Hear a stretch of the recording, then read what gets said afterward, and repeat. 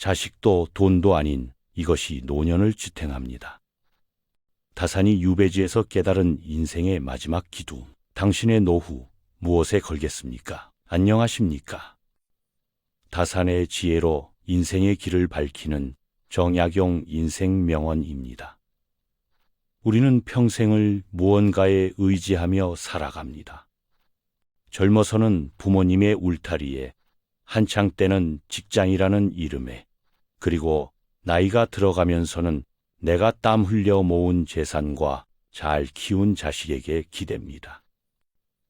특히 인생의 황혼여, 노년을 앞두고 우리는 묻습니다. 내 노후는 누가 책임져 주나?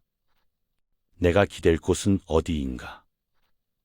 대부분의 사람들은 그 답으로 돈과 자식을 떠올립니다. 든든한 통장 잔고와 효심 깊은 자식만 있다면 남은 인생은 평안할 것이라고 믿기 때문입니다. 물론 돈과 자식은 중요합니다. 하지만 그것이 우리 인생의 마지막을 온전히 지탱해 줄 절대적인 기둥이 될 수 있을까요? 재산은 하루아침에 사라질 수도 있고 제 살길 바쁜 자식이 평생 내 곁을 지켜줄 수는 없는 노릇입니다. 만약 그 두 가지가 흔들리거나 사라진다면 당신의 남은 인생은 속절없이 무너져 내릴 수밖에 없을까요? 여기 인생의 모든 것을 박탈당한 한 남자가 있습니다. 높은 벼슬도 가족의 온기도 심지어 자유마저 빼앗긴 채 머나먼 귀양지에 내던져진 사람. 바로 다산 정약용 선생입니다.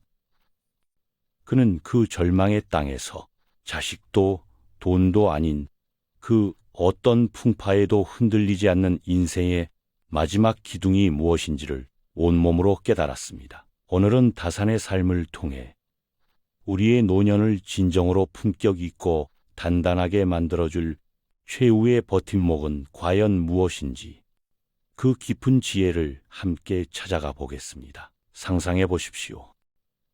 모든 희망이 사라진 낯선 땅, 기약 없는 유배 생활. 당신이라면 그 시간을 무엇으로 채우시겠습니까? 세상을 원망하고 자신의 신세를 한탄하며 무기력하게 하루하루를 보내지 않으셨을까요? 다산은 달랐습니다. 그는 붓과 책을 들었습니다. 그는 절망하는 대신 공부했고 한탄하는 대신 글을 썼습니다. 그 18년의 세월 동안 그는 무려 500여 권에 달하는 방대한 저수를 남기며 자신의 학문을 집대성했습니다. 다산은 말합니다. 오직 독서 이 한 가지 일만이 위로는 옛 성현을 쫓아 함께할 수 있게 하고 아래로는 백성을 길이 깨우칠 수 있게 한다. 이것이 의미하는 바가 무엇일까요?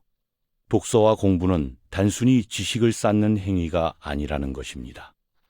그것은 시간을 초월하여 옛 성인들과 벌이 되는 길이며 고립된 유배지에서도 세상과 소통하는 유일한 창구였습니다. 무엇보다 나는 끝났다는 패배감에 젖어 정신이 썩어 문드러지는 것을 막아주는 강력한 해독제였습니다. 우리네 노년도 마찬가지입니다. 은퇴 후 사회에서의 역할이 사라지고 몸의 기력이 쇠해지면 사람의 정신은 급격히 낡아가기 시작합니다.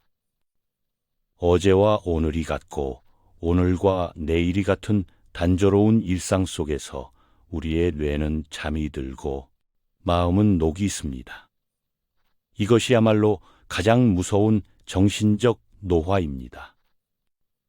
자식들이 사다 주는 영양제 통장 속의 돈이 이 정신의 노화를 막아줄 수는 없습니다. 오직 나 자신의 노력, 즉 끊임없이 무언가를 읽고 배우고 생각하는 깨어있는 마음만이 가능하게 합니다. 신문 한 줄을 읽더라도 비판적으로 생각하고 드라마를 보더라도 등장인물의 삶에 대해 사유해 보십시오. 젊은 시절 읽고 싶었던 역사책을 펼치고 서툰 글씨로라도 하루의 단상을 기록해 보십시오. 이러한 정신활동은 우리의 뇌에 새로운 길을 내고 세상과 나를 연결하는 끈을 놓지 않게 합니다. 외로움과 무기력함이 파고들 틈을 주지 않습니다. 이것이야말로 그 누구도 빼앗아갈 수 없는, 오직 나만이 가꿀 수 있는 온전한 나의 자산입니다.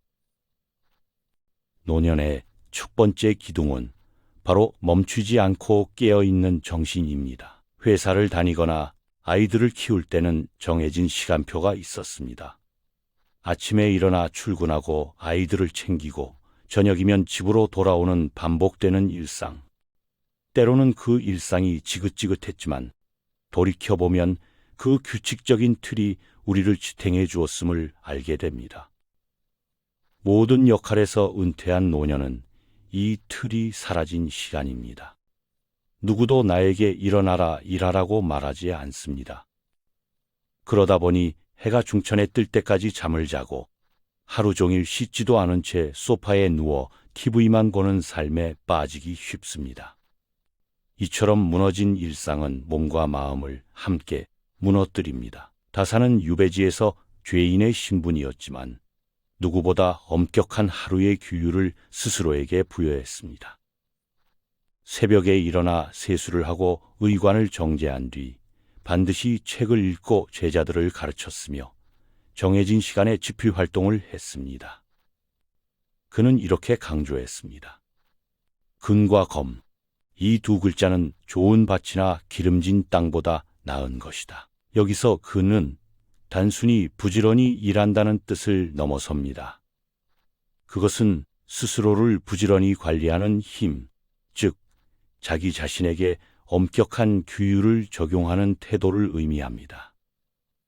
아무리 할 일이 없어도 아침 일찍 일어나 이부자리를 정돈하는 것, 누가 보지 않아도 외출할 때처럼 단정한 옷으로 갈아입는 것, 아침 식사를 거르지 않고 가벼운 산책이라도 거르지 않는 것, 하루에 단 10분이라도 집안을 정돈하는 것, 이 사소해 보이는 일상의 규칙들이 바로 나라는 존재의 품격을 지키는 최소한의 방어선입니다. 스스로를 함부로 대하지 않겠다는 엄숙한 의식이며 무기력의 늪에 빠지지 않으려는 필사적인 노력입니다. 자식들이 용돈을 두둑이 준다고 해서 나의 무너진 일상이 바로 세워지지는 않습니다. 좋은 요양원에 들어간다고 해서 나의 존엄이 저절로 지켜지는 것도 아닙니다. 스스로 만든 단단한 하루의 질서, 이것이야말로 외부의 조건과 상관없이 나의 존엄을 지켜주는 노년의 두 번째 기둥입니다. 오늘 우리는 다산 정약용 선생의 삶을 통해 노년을 진정으로 지탱하는 것이 무엇인지에 대해 이야기 나누었습니다. 그것은 바로 첫째, 어떤 상황에서도 배움과 사유를 멈추지 않는 깨어있는 정시이며 둘째, 스스로를 존중하며 하루의 질서를 지켜나가는 단단한 일상입니다.